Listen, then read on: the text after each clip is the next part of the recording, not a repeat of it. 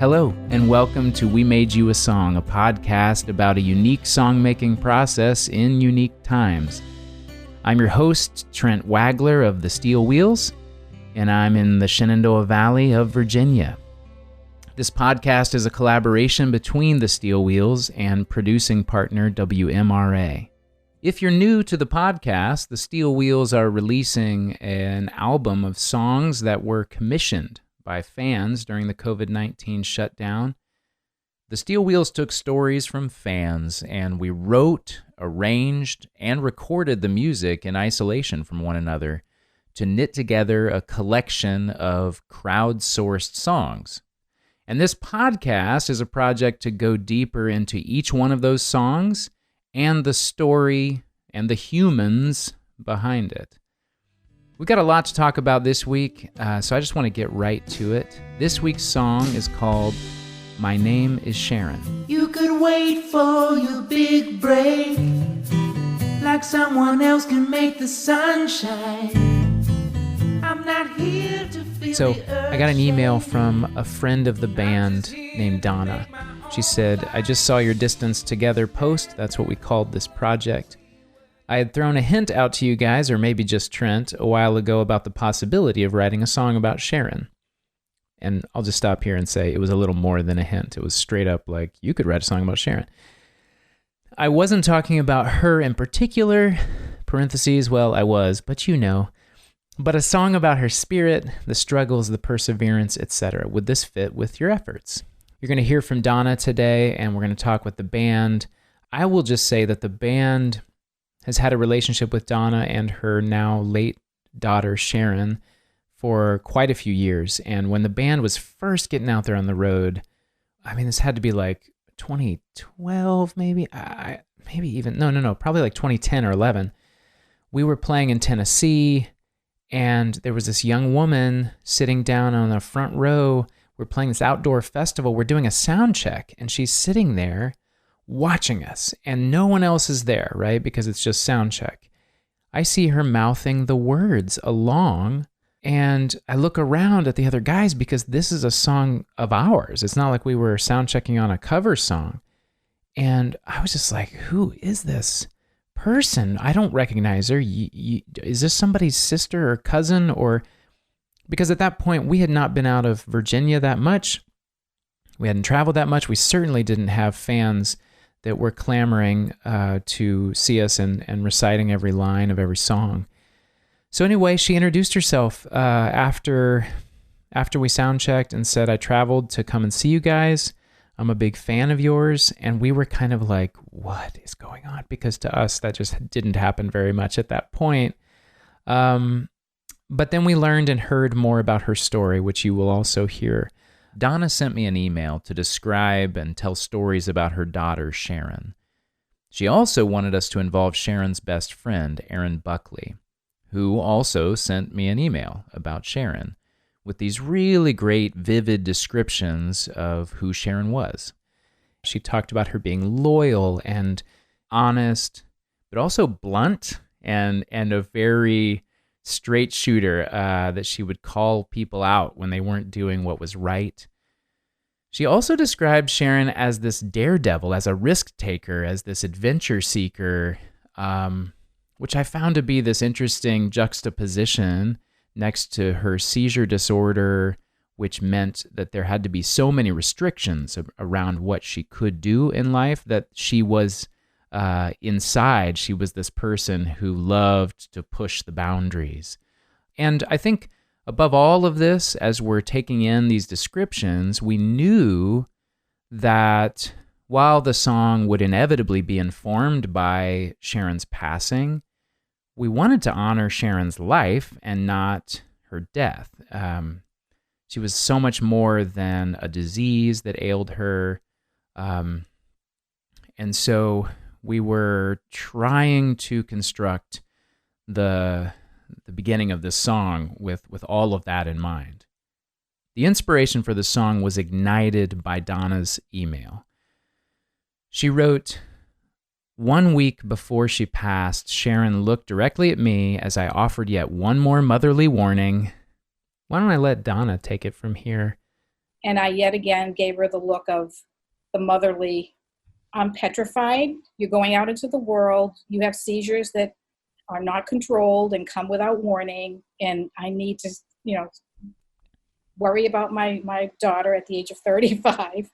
And that's when she said to me, Mom, how can you live like this? And I said, because I can't bear the thought of losing you. And that's when she said, if I die, I die. I need to live my life and you need to be okay. And as hard as that was, and she was gone a week later. This was within a week. For me, that was as haunting as you said it was a huge gift to me. So that's where the song started. I had a chorus. It was daredevil on the freeway, gambler in the back room. I'll be living till my last day. My name is Sharon. Nice to meet you. And that tagline, my name is Sharon, came from remembering the meeting that we had with this confident young woman in Tennessee and how much she was a fangirl of the band, but yet she was very confident and bold when she sort of waved at us past these backstage barriers and introduced herself and told us her name. But I think I wouldn't have come up with that line if it wasn't for Aaron.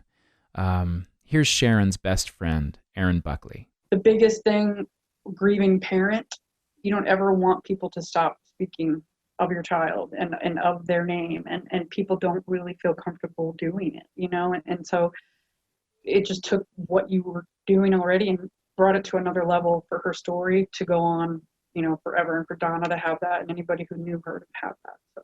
And of course, Aaron was right. We needed to use her name. And I don't know, this reminds me of the Vietnam War Memorial, a huge list of names, or walking in step in a Black Lives Matter protest, and the familiar chants of say their name, say their name. There is such power in saying a name. Everyone deserves to be remembered, and not in just some abstract way, but by name. And so making it specific to Sharon felt so important. I'll be living till my last day. My name is Sharon, nice to meet you. After I completed the sort of first draft of the song, I sent it out to the band, and they took it from there. We created a full arrangement. And so to talk about that, I got the band together on a Zoom call, and they're here with me. You guys probably knew as much as I did, more or less, going into this song, what it was going to be about. Was it different for you receiving the song and how you listened to it or what you put into it? Knowing the people and really wanting to deliver something that's meaningful to them, it really personalizes it. But yeah, we did. We knew the characters, we knew the story, and I think that does make a difference in how we approach the playing on it. Well, it is a deeply personal story, and it's also, there's tragedy in there, and we've known them for quite a while now, and yeah, it was interesting to hear how the lyrics, brought to light some things that did not know about Sharon. So you just heard Jay Lapp, who plays mandolin and guitars, and before that you heard Eric Brubaker, our fiddle player. Here again is Eric. It talks about stars and mystery, and balancing that sort of larger setting with some of these more mundane things that really bring you closer to who Sharon was. Almost like balancing between verse and chorus too, where like you kind of get into some of the gritty, like day-to-day personal things, and then it backs off, and then all of a sudden we're talking about some of these wider sort of mysteries, and struggling with sort of these larger ethereal things. So I think we did our best to highlight that with the production too. I think I recorded 4 different violin parts on this to really kind of highlight that dreamlike quality So you get to the choruses and it's kind of swell, and the bridge too kind of swells into like the strings part.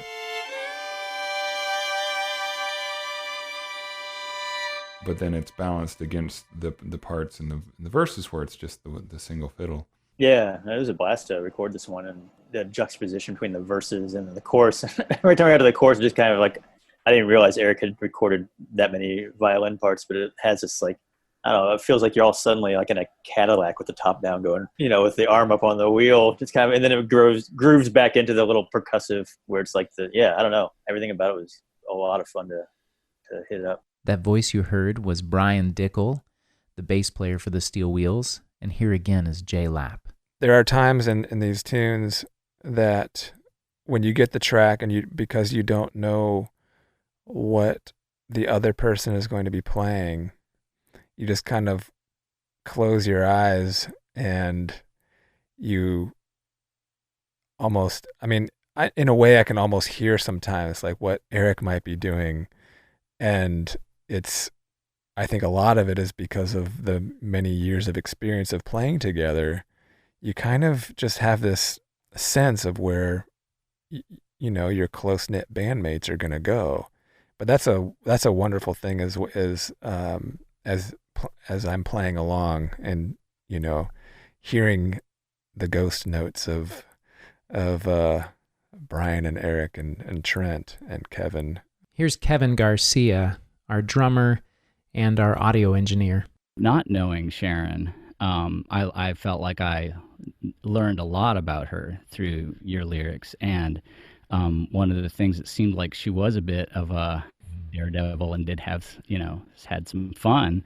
And so this is one of the few tracks that I've experimented with playing a modern rock groove.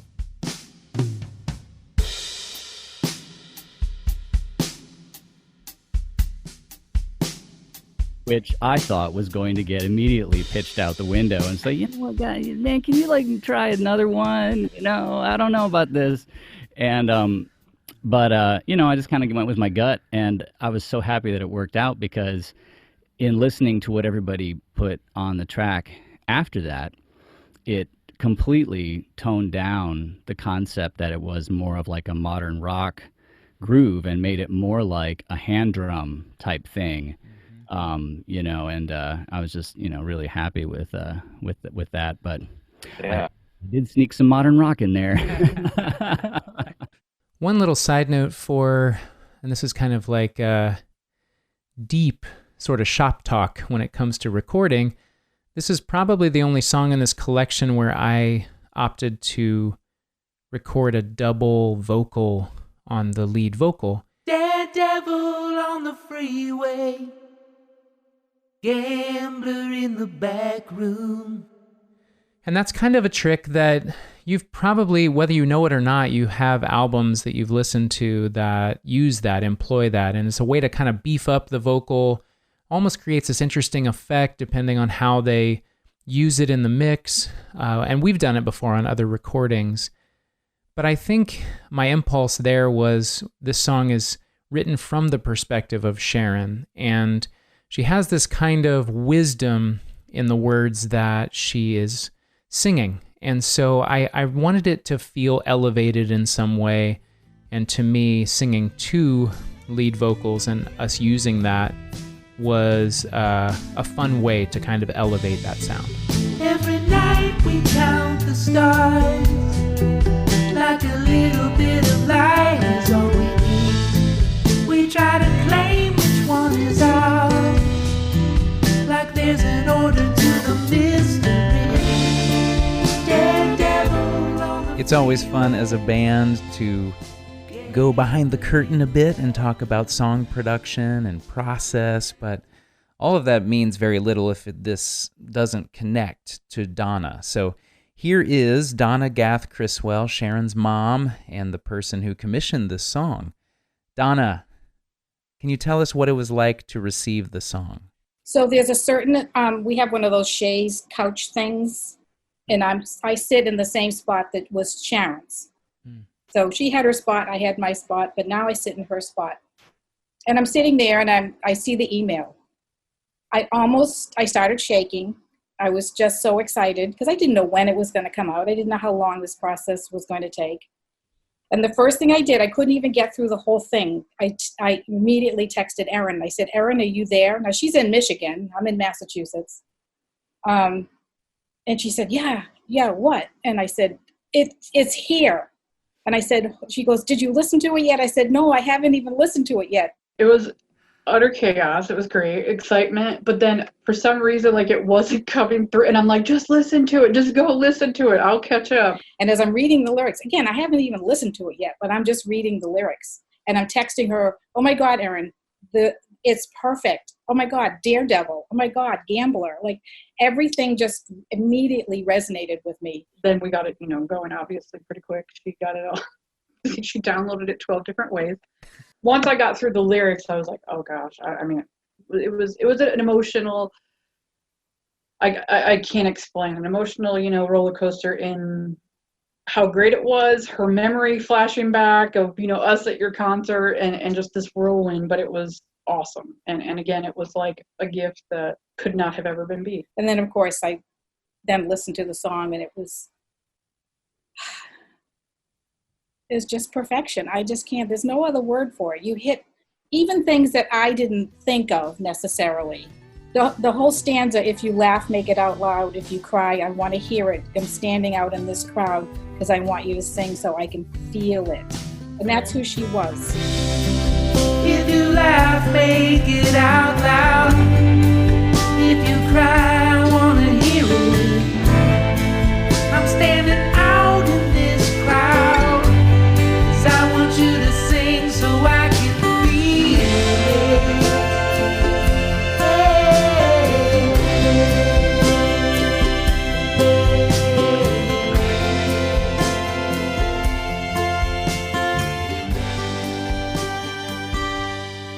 Sharon had epilepsy, and she had what was called juvenile onset epilepsy. So her first seizure was that we knew about was the first day of high school.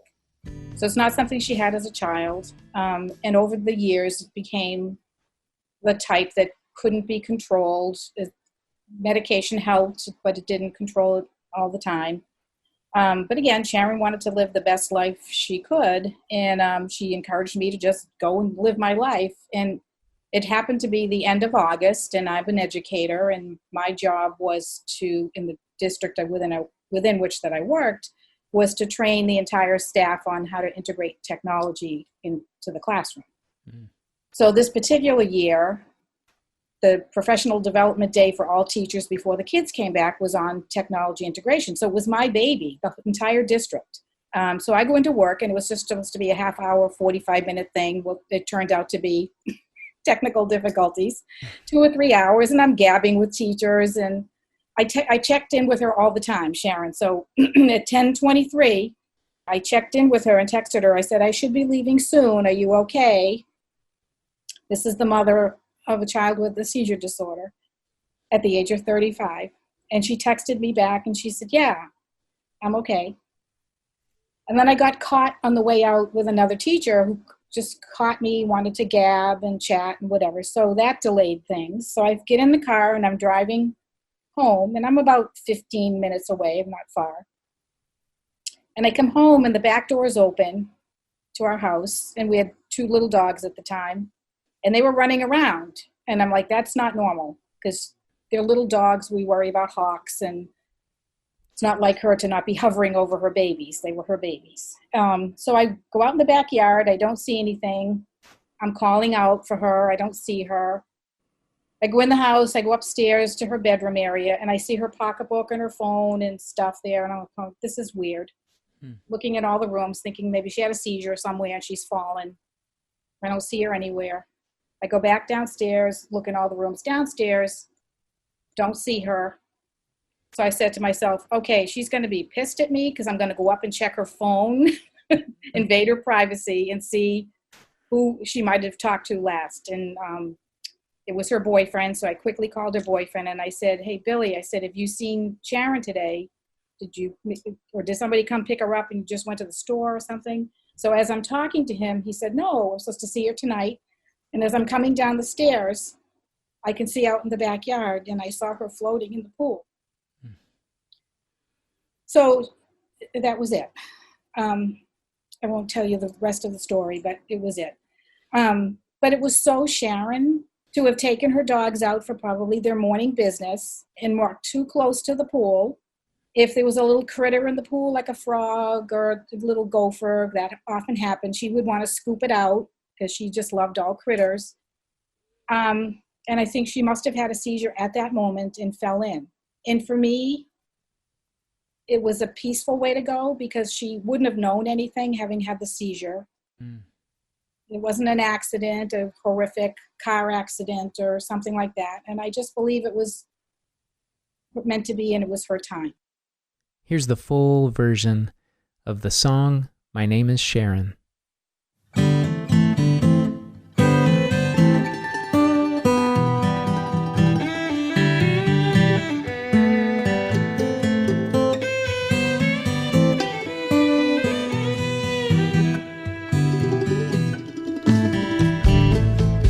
If we fall, there is a reason. I'm not the whisper, I'm the shout.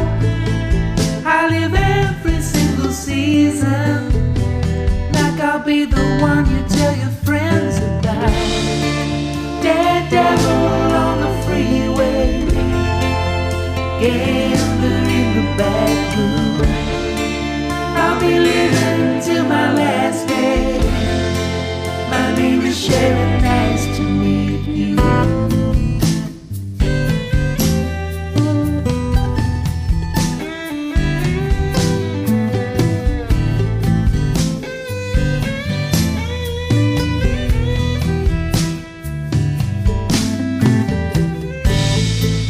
Every night we count the stars, like a little bit of light is all we need. We try to claim which one is ours, like there's an order to the mystery. Daredevil on the freeway, gambler in the back room. I'll be living till my last day. My name is Sharon, nice to meet you.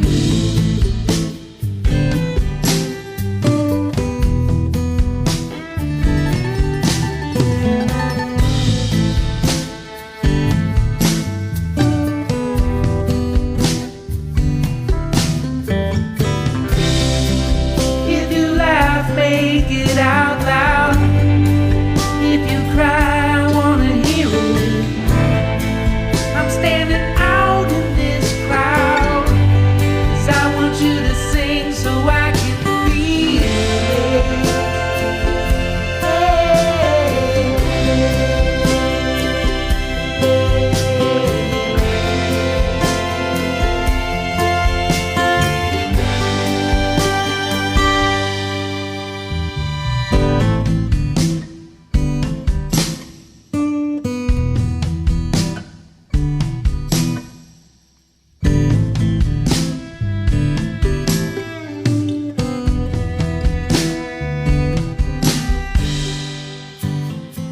You could wait for your big break, like someone else can make the sun shine. I'm not here to feel the earth shake.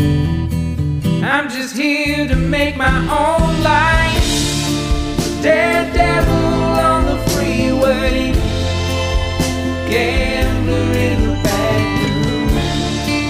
Live it all like your last day. My name is Sharon, nice to meet you.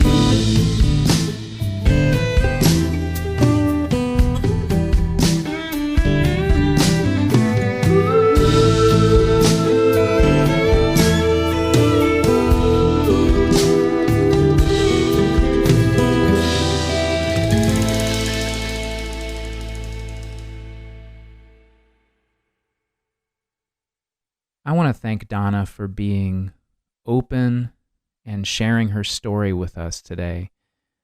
I want to thank Erin Buckley for her contributions as well. Part of what this whole project is teaching me is just how much it means to each of us when our stories are fully taken in. There's so much going on right now, and it's so easy to pass each other by, even even the people we love, and forget to really take time and listen to what each other is dealing with. This song was nerve-wracking to write. I didn't know if what we put together would be up to the task of memorializing Sharon, but it was such an honor to get to live into that story and try to bring something back that was meaningful to Donna. As always, I want to thank my bandmates in the Steel Wheels, and special thanks to Matt Bingay from WMRA for his editing expertise. You can find out more about the new album by the Steel Wheels, of these commissioned songs, and even order a record. Or check out some earlier releases from the Steel Wheels. There's a lot going on in our little orbit, including ways to become a monthly supporter of our endeavors. So check it all out at thesteelwheels.com. That's the best place to also get information about any live opportunities to see the band playing, either online or in the eventual possibility of in-person shows. But until next time, you can pack it for the road, you can hum it as you go along, and hopefully when you need it most, we made you a song.